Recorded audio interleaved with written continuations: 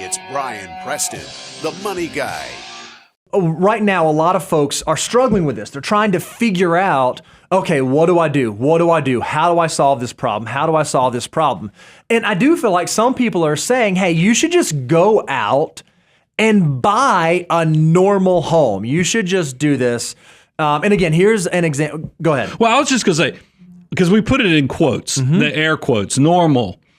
That means that part of this problem is created by people trying to buy houses that are bigger than their wallets. Right. Yep. And look, and there are times in my life that I would say, yeah, a lot of people were stretching. I mean, how often did you hear people who were house rich, life poor, because they were trying to look the part? And I think but I feel like number 4 here, you should buy a normal home, is somewhat tone deaf in light of what we just covered mathematically with prices have appreciated 36% in the last 2 years. Interest rates have almost doubled. They have in some cases, if you're looking at a 30-year mortgage. Those two things in combination is what's keeping people from buying houses. It's not normal versus McMansion like we could have talked about in the past. And I think that's an important thing to talk about because we have a clip of Dave and you know, we're very respectful of Dave, but this one, I don't know if it's because we're here in Nashville and there's so many people moving here. Sure. But this one definitely was a little harder to take in. All right, check this out. And then the other thing you can do is you could adjust your desires. But Dave, it's my dream house. It's called it's a nightmare right now. It's called contentment. Okay, the dream house for someone in 1962 was 1,000 square foot, 1.5 baths, 1 story, 1 car garage, 1 car in the driveway. That was the standard of living of the average American in 1962. Today, it is a microwave, a towel warming drawer, granite countertops, 3-car garage with electric garage door openers, which when I was a child were only for rich people. And if you don't have one on your house now, it means you're poverty stricken. A skylight and a jacuzzi. Ooh, gotta have that skylight. That's living. A dog wash. I don't have a That's true. I've seen those. Those are wild. I mean, this is standard equipment now. 3,000 square foot, 2 stories, the average home in America. So I don't disagree with Dave. If someone has unrealistic expectations, they're trying to buy too nice of a home and they're trying to have too many upgrades, that is a real problem. And I think in that scenario, that case, his advice holds. However, at least for the young folks that I'm talking to and the folks who I'm interacting with that are relocating and trying to buy homes, they're not trying to find the towel warmers. They're just trying to get into a house. They're just trying to get into their first home. So I don't know that that's completely hitting what the average young person is facing right now in this real estate market. By the way, it's worse than, because we even have the numbers. I mean, I thought this is, because we always try to break it down for you guys and really point out. And that's why we don't completely have all the solutions either. Sure. Because let's show you the numbers here. We actually pulled this up from, what was it? Century 21. And we said, hey, looking at the MLS system, houses for sale at price points. We already calculated Dave's system for buying your first house using the median income of people in the United States and then figuring out what their take-home pay is that a purchase price of around $175,000, that's only 13% of the market. So we've told you our system has a little more grace, but it pushes it up to what, 21%? Yep. At $272,000. The problem is, and I'm doing this off memory, Daniel, so correct me if I'm wrong, the first-time home buyers typically make up 30 to 34% of the marketplace. That's right, yep. So both of our systems, Dave's at 13, ours at 21, that's a little scary because you have 30 plus percent of the marketplace want to buy houses, and our two systems are less than that's a little that's a problem. But this is one of the reasons why we've come up with the rules that we've come up with, so that it at least opens up the population of houses that you can look at to some extent, because we recognize This is a hard time. This is a difficult time, especially for folks trying to get into their first home.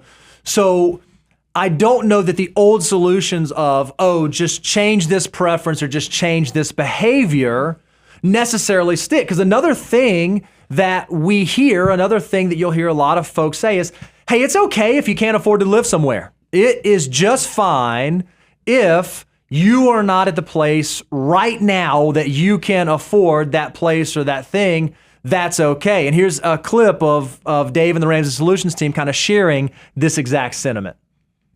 Seriously, I'm like, we grew up in a generation, it's though. okay to say, I can't afford it.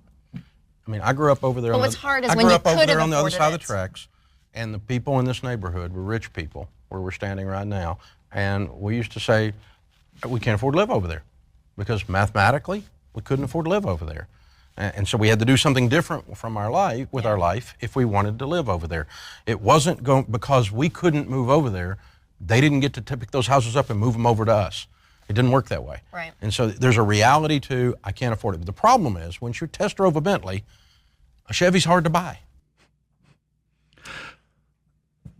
I think, look, Dave is experiencing the same thing I'm experiencing through this real estate marketplace right now, is that you want to still encourage discipline, because that is, so many people in the past have gotten themselves with all eyes, no wallet, and then making bad financial decisions. So Dave's not wrong about the fact that in the past you would talk about neighborhoods. Sure. And maybe you just weren't ready to live in that neighborhood. But And we grew up in communities like that. There were the nice neighborhoods and there were the affordable neighborhoods. And that if you couldn't live in one, that was okay. You aspired to hopefully move a mile down the road and get to live in the nicer neighborhood one day. What I am troubled by is that it's not just neighborhoods, it's entire communities. We live here in the suburbs of Nashville.